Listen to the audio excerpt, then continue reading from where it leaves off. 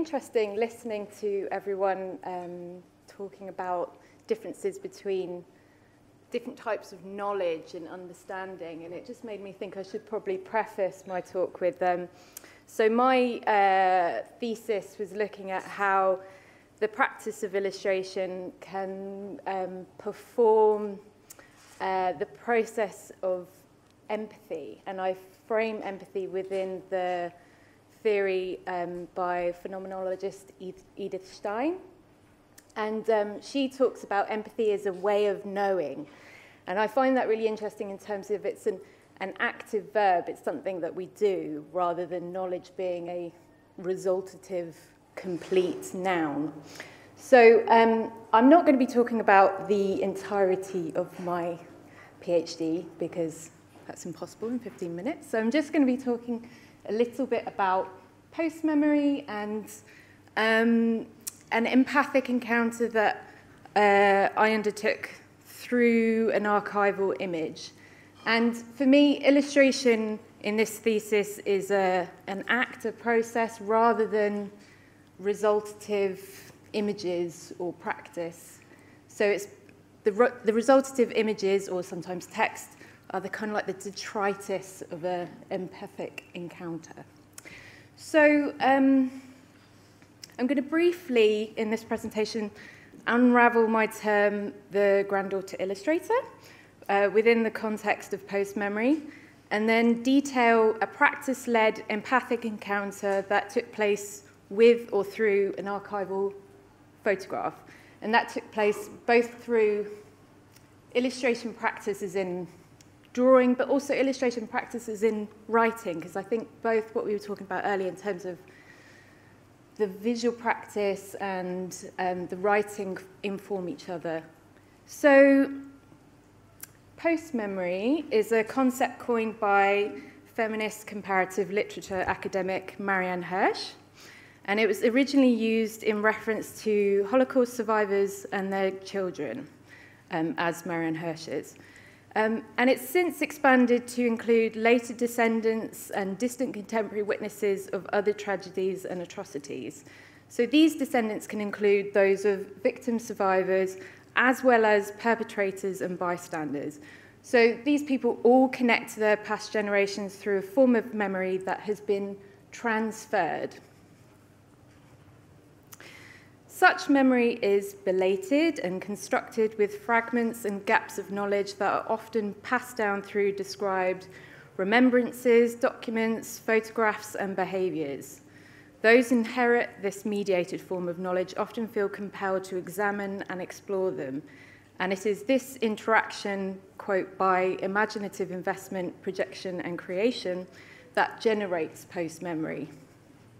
It's therefore not simply something that people possess, but rather a process that is enacted via mediated structures, and these are generally aesthetic works. The production of such creative practice is compelled by a desire to fill empty or absent memory through performative practices. However, those very silences and absences that lie central are always already present to post-memory. So you're always negotiating that dissonance of the desire to fill gaps, but the impossibility of doing so. So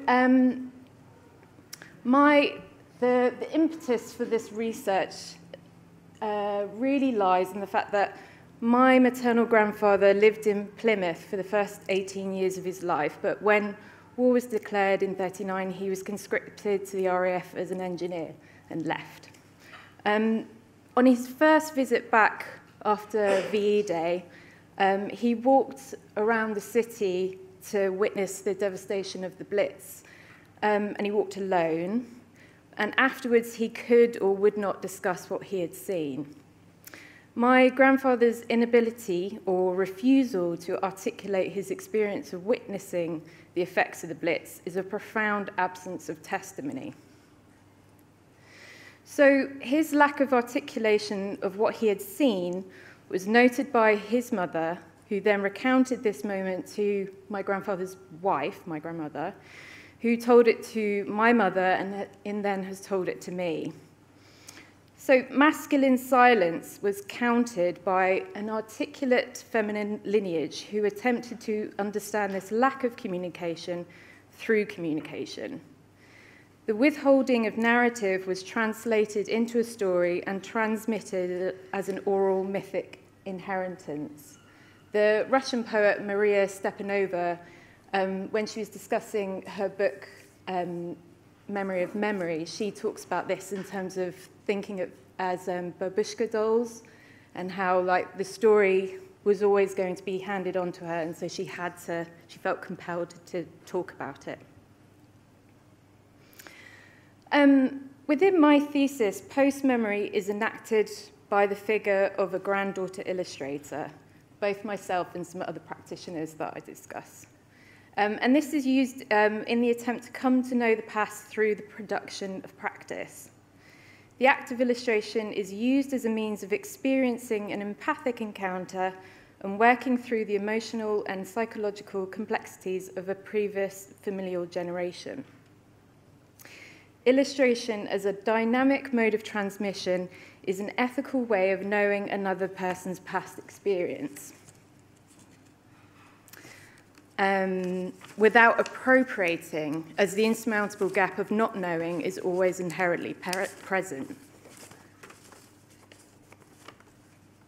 The practice enacts and tracks the intergenerational interaction. It's a process, gesture, or even accompaniment.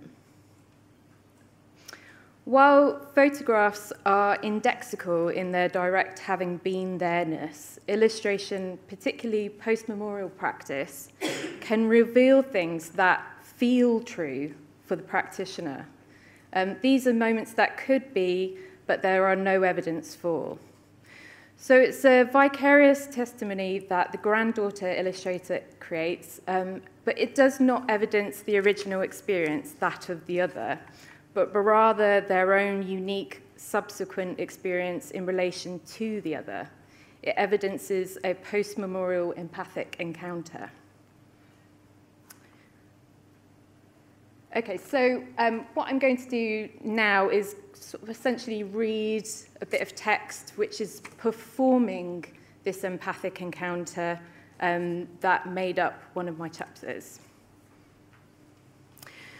So early in my research, I was looking through a photography book of pre-war Plymouth where my attention was caught by a portrait of a tram conductor who looked like my grandfather at that time. Literary theorist Roland Barthes writes evocatively of such photographic encounters, saying that, "What am I doing during the whole time I remain with it? I look at it, I scrutinize it, as if I wanted to know more about the thing or the person that it represents." Barthes' desire to gain knowledge from the image is tempered by the conjunction "as if." There is instability in "as if." It is murky with an implicit potential truth rather than an outright statement. Barthes is tentative in defining what he is doing during the whole time he remains with the photograph. But such imprecision is perhaps appropriate for a perceptive act that is filled with a desire for knowledge and the recognition that it can never be fully granted. The face of the tram conductor is almost recognizable. It is as if I know him, and yet I know this recognition is false. There is a strange discordance between the peripheral, almost knowing, and my solid logical knowledge. They undermine each other. Philosopher Edith Stein suggests that the move to empathize arises initially through non-deliberative physical manifestation. Quote, "It is a gesture and it is also an act, an action of resemblance. It is traveling with the image. Resemblance arises before me all at once, initiating an empathic encounter. I face the face of the conductor that looks like the face of my grandfather as a young man."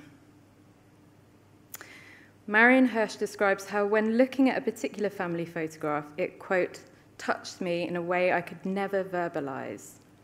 In this active examination, Hirsch and the photograph are reciprocally vulnerable.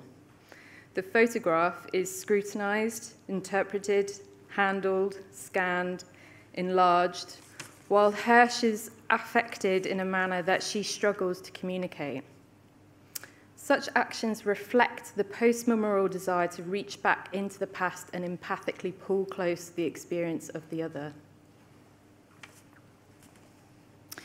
The photograph that touches Hirsch and the one that catches my attention both perform the same action, that of emerging before us and pulling us into them. I am no longer facing the photograph as an object, but am immersed within the experience of feeling recognition, facing the conductor himself. Bart aligns photographs that touch him with feeling tenderness towards the subject. He is receptive and vulnerable to these images through what Hirsch terms the familial gaze. According to Hirsch, family portraits are images which bring forth relational forms of viewing that are idiosyncratic and focus through the lens of the viewer's own particularity. He says, or she says, recognizing an image as familial elicits a specific kind of readerly or spectorial look, an affiliative look, through which we are sutured into the image and through which we adopt the image into our own familial narrative. Bart's affiliative look is invested in the search for his recently deceased mother, and Hirsch is examining a photograph of her maternal grandmother and aunt. I was examining the book's images of Plymouth at the time my grandfather lived there to try to come to know his experience of the city. Consciously or not, my grandfather's face as a young man was present in my mind while looking. In the face of the conductor, I could almost see my grandfather. Through misperception, there's an element of willing confusion. The man in the photograph looks like my grandfather at that age, but it is inadequate, an empty likeness. Such likeness left Bart unsatisfied and somehow skeptical. It is always inherently lacking, and his desire to find his mother within the image can never be fully met. His skepticism is hesitant, with doubt present in the somehow. The person in the photograph is like them, but not definitively them, but not definitively not them. Knowing and not knowing are entwined so that mistrust emerges from the confusion of the print's midtones and grain. Bart's scrutiny is predicated on the as-if of wanting to know more, and Hirsch's language in communicating combined knowing and not knowing arises from such affiliative encounters. The image's ability to touch the viewer fosters an intersubjective way of knowing that words cannot or fail to convey. I attempt to read the photograph of the conductor, to feel into the surface.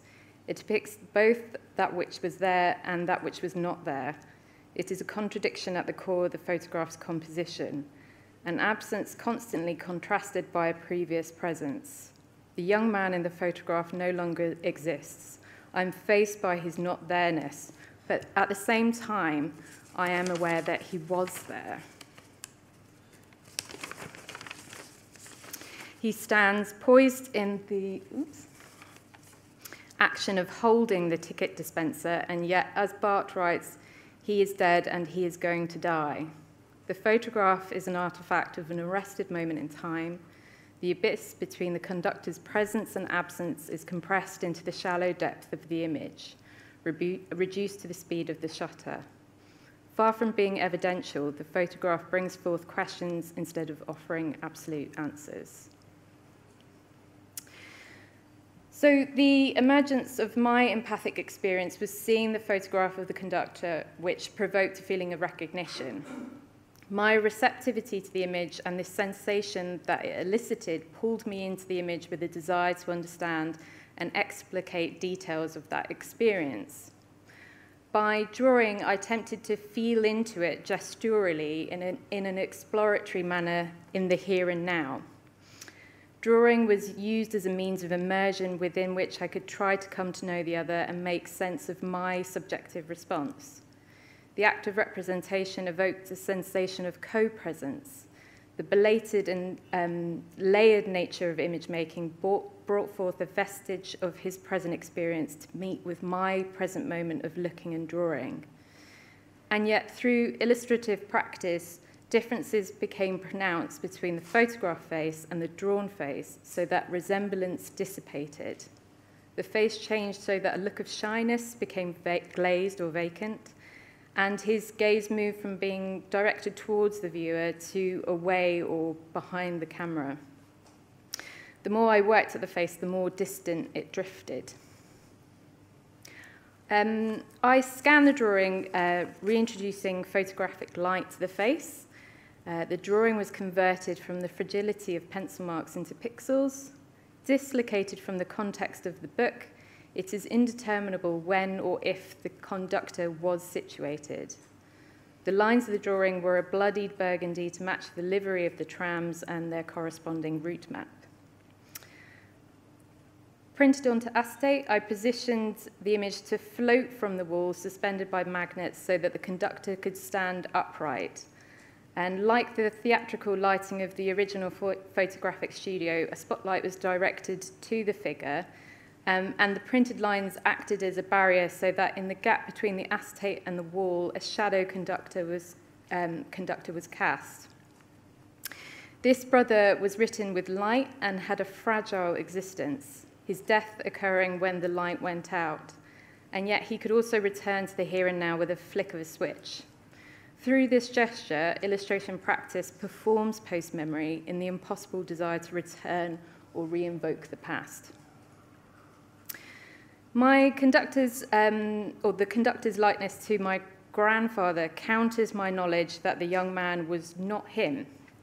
My recognition is a fiction, but the similarity is strong enough to almost cast doubt. Additionally, the resemblance manifested due to the medium itself, as it's only through photographs that I could see the face of my grandfather in his youth. I was able to see him as a young man, or as he was as a young man, and not him, as I knew him when he was an old man. My action of reaching back revealed that the original, both the conductor and my grandfather, were different to my perception of them in the here and now. But this difference is inherently part of the act. That which is not known, as well as that which is imagined or authored, is part of a composite of coming to know the other within post-memory practice and an empathic encounter.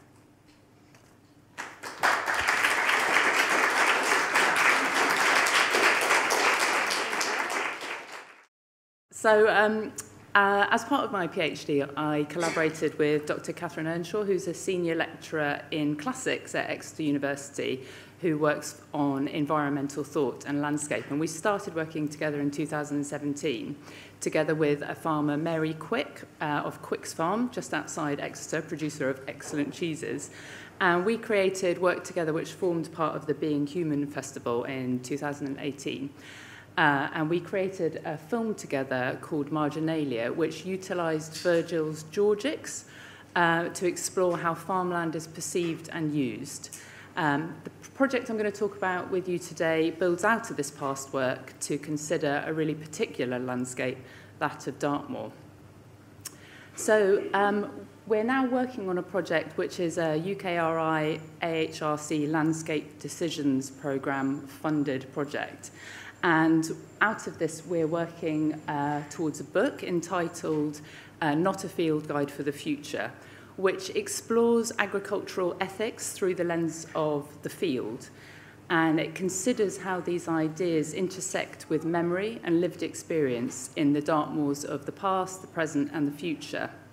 The field is probably the best known visual example of human-land interaction, and they epitomise the imagined rural landscape, whilst also inherently signifying the work and the labour that landscape cultivation requires, and also the notion of ownership that the enclosures represent. So the Georgics, for those of you who are not familiar, and I was not prior to working with Catherine, is a Roman agricultural and philosophical hexameter poem. And it kind of acts as a very sort of traditional farmer's almanac, or almanac, telling you what to grow when. And it's kind of combined with a philosophical treatise. And it's incredibly timely. Virgil has sort of sometimes dubbed the poet of the Anthropocene. Mic drop there. Because so many of the themes he explores, like sort of biodynamism and monocultures in fields, are incredibly timely in the agricultural ethics movement today. So we used it, the key concepts being virtus, which means virtue, and labor, meaning labour, to explore ways into thinking about environmental management and to consider the invisible labour of care. And we've kind of introduced this idea as care being not only individual in relation to the land, but also with relation to humans and their interaction on and to the land. And that idea of responsibility, that if we want to shift towards care in a durational sense, that we need to acknowledge the complexity and subtlety and invisibility of that labour and the worth of those processes that we don't see, which nonetheless are vital to its sort of maintenance and its resilience. So we began by using a field as a lens through which to examine the human relationship to land. And on Dartmoor, we really hunted for those boundary markers. And as we kind of came across them, we found that they were really hard to read. They were ruins of this agricultural system, and it was hard to know whether they were Bronze Age, Iron Age, medieval, Victorian, contemporary. And they reminded us of other stories that we already had in our own background, other things we knew or recognised. So we were maybe reading things as hut circles, where maybe they were actually pounds. We looked at lines of trees and considered that kind of industrialisation of farming on the moor, and really thought about ways that things could be, these kind of ruins could indicate a reciprocal or regenerative form of agriculture rather than the asset stripping that maybe we associate with industrialised agriculture today. So we saw these traces of settlements and the layered labour of farmers, the sort of indices of industry and extraction. And each time we tripped over Dartmoor's stories, our own personal narratives interwove with kind of classical references. Catherine's very quick to reference Lucretius and Aristotle and Cicero, and I'm like, oh, yeah. She's, oh, yeah, obviously, you know in Lucan, and I'm going, no idea. But also, as our sort of relationship has developed since 2017, we've discovered sort of so many interwoven pop cultural references, like a shared love of Glenn Medeiros' saxophone solos from our Now 7 tapes, the fact that we both had quite a weird evangelical Christian upbringing, and our book that we're working on traces a path through these fields using our academic disciplines, and as I think it was you, Becky, who were talking about that idea of trespassing these hedges, these walls, or these roads, and thinking about how all these inputs combine to create new layers of meaning beyond our work selves as academics and our personal selves. James Fairhead, the environmental and medical anthropologist, describes that farmers say that the very best soils are the soils of old settlement sites. And what's going on here is that people, through working on land and through concentrating fertility, are almost switching the soils on. They're upgrading them, and the charcoal that comes from the ash of the fires that people are lighting every day to do the cooking and other materials gets seeping into the soil, making layer upon layer of dark earth that then become super fertile soils. So good soils are the things that are produced by people. The very same soils that ecologists from here are construing as natural, and the baseline from which to understand degradation, are in fact the very same soils, those that are historically produced by people, showing just how much people have created that soil. And that kind of reciprocity and action within the soil reminds me of sort of Rob and Wal Kimmerer talking about the need for human intervention in land and with land to produce an ongoing resilience and livability. We've talked quite a lot about the idea of a moral habitat, that environments can form morality, and reciprocal and regenerative relationships are full of care and empathy. And Louise talked very eloquently about empathy, and I wanted to quote the artist Tai Shani, who talks about empathy as a somatic act of imagination. And moral habitats, environments forming morality, are kind of layered with these traditions and customs. And we really thought about that invisible labour of farmers, that the farmer's responsibility is beyond a mere job. So the book turned into I say book, it's sheets of paper at the moment, as you will see in Sparks. It's both an archive of our friendship and a biography of a landscape, and it offers past and present human micronarratives set within the vast space of Dartmoor. In so doing, we suggest that care, friendship, and the personal are essential to forging landscape relations of the sort that are necessary for our climate-aware futures. Unlike many books of reconnection with nature, however, we aim to show that models do not have to be formed around the post-romantic figure of the lone white male, but can include memories and recognition of the memories of others, as well as laughter, grief, family, illness, and love. This memoir of a friendship is therefore a palette of our conversations, investigations, and our layered approaches to research. We realise that if you want to appreciate things, you don't need to do it alone. Conversations with the world don't need to happen alone. And our shared sensibilities have kind of offered unusual combinations or ways of meaning making, which are easier to capture through non-traditional forms. So we've tried to move beyond responses as individual activity towards a model for genuine collaboration where the end form is specific to the pairing and indicates our sort of web of relations. So we've developed a methodology of collage, conversation, poetry and prose, utilising tools emerging out of our friendship. And using photography as its source material, it layers the imagery with drawing, printmaking and text exploring Dartmoor, farming and our ongoing human relationship with land.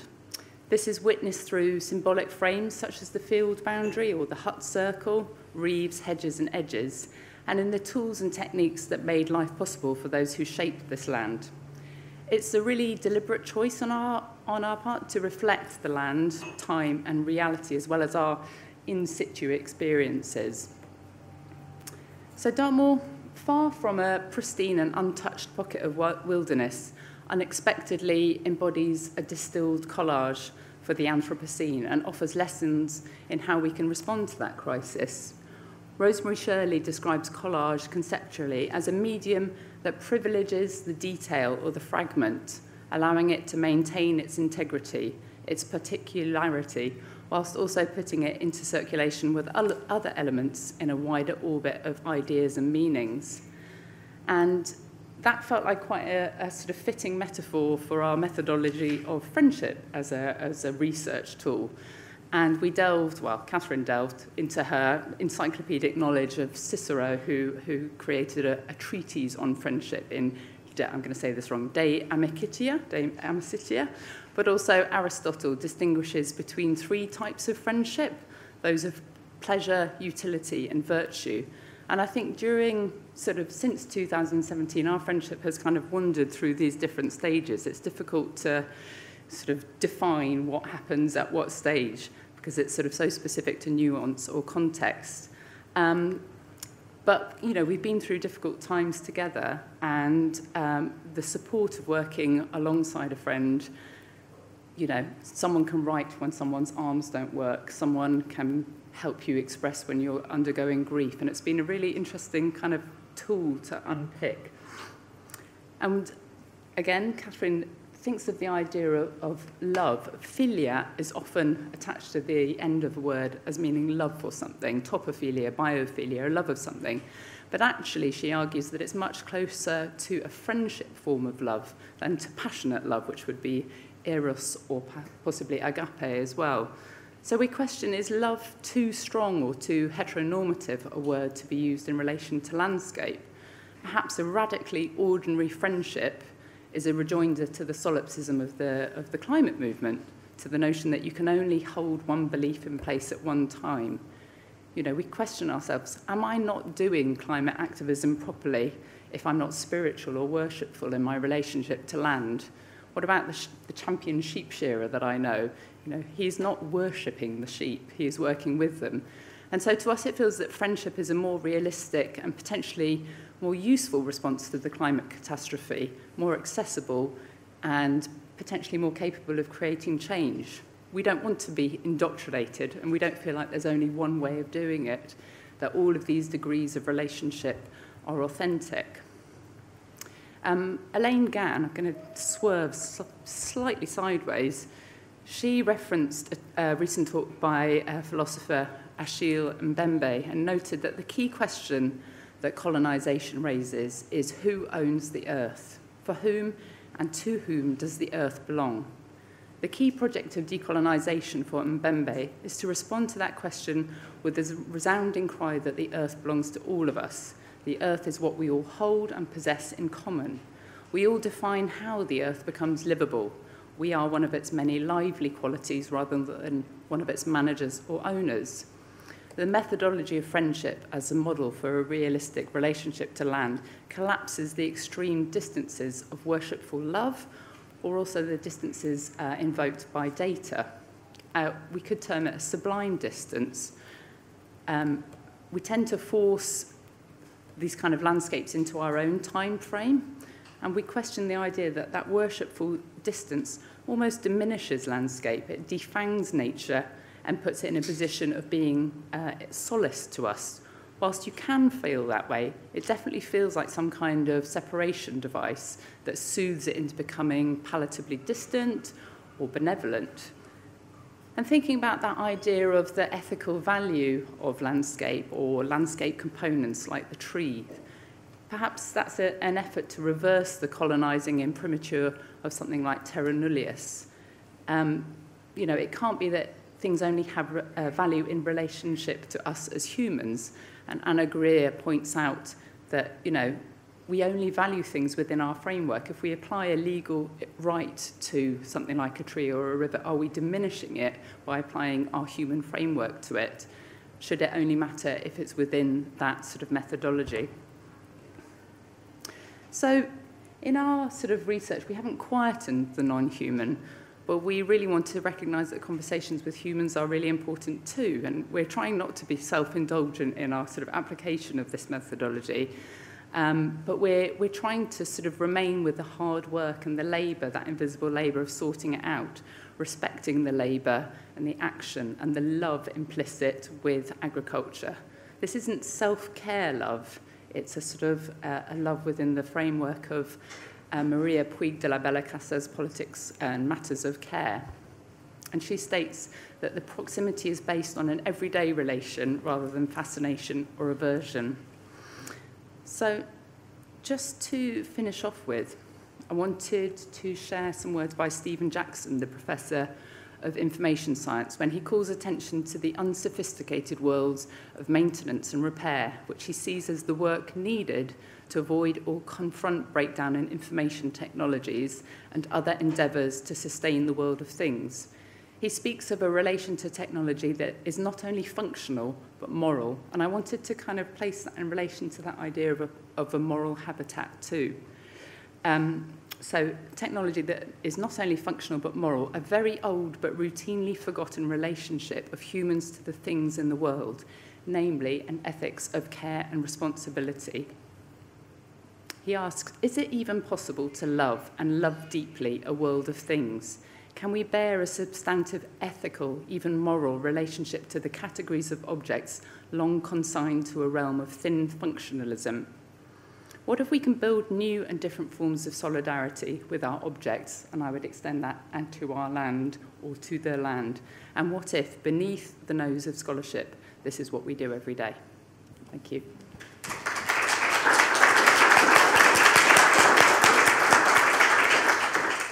Thank you very much.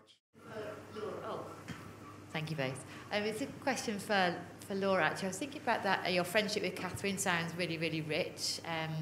And I'm just interested in that and how that collaboration works in terms of bringing the book together and how your voices come together in something quite as final and resolute as a book form, and what that process has been like so far.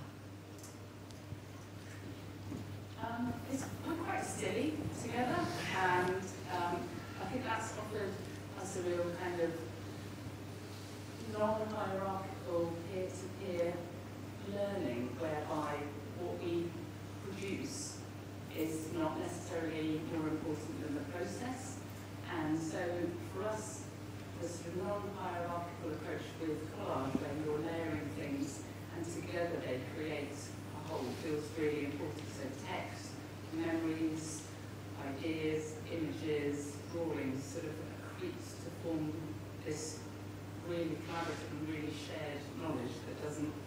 sort of foreground one over the other.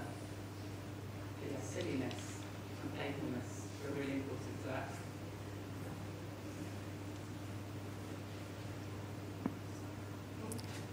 Can I return to the as-ifness, Louise, from earlier on, particularly if it's possible to draw those connections back to the notion of the speculative that came up? I think Laura brought the term speculative up because you were sort of offering it as in distinction to speculative divination. Yeah, I was really caught by the divinative, not a word, but yeah, I don't know if you've got anything to just talk about the as-ifness a little bit more.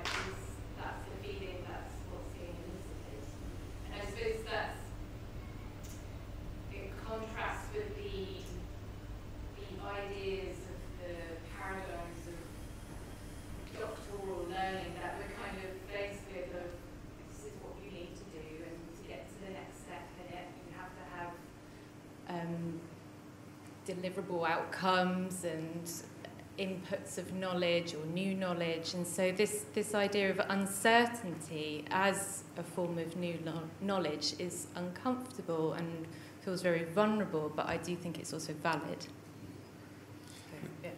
Thank you, because there also feels like there's a connection between the speculative and also the tension around replicability as well. The sense that, you know, speculative is open and embraced, and I think in a way, Lara, that's why you do that lovely balancing thing. But so we have a kind of a conceptual and critical acceptance of the notion of the speculative, but perhaps a distrust of well, certainly the divinative, but also a distrust of the lack of replicability. That's not a question, that's just some sort of threads that are starting to coalesce in my tiny little brain. And I'm looking at my watch, and I'm aware now we have time for another cup of coffee, which is nice. I quite like that rhythm. We've had 2 lovely papers, and now we can chew over them, but there's no cookies. They come at the next coffee break. Don't worry, cookies will come. Please.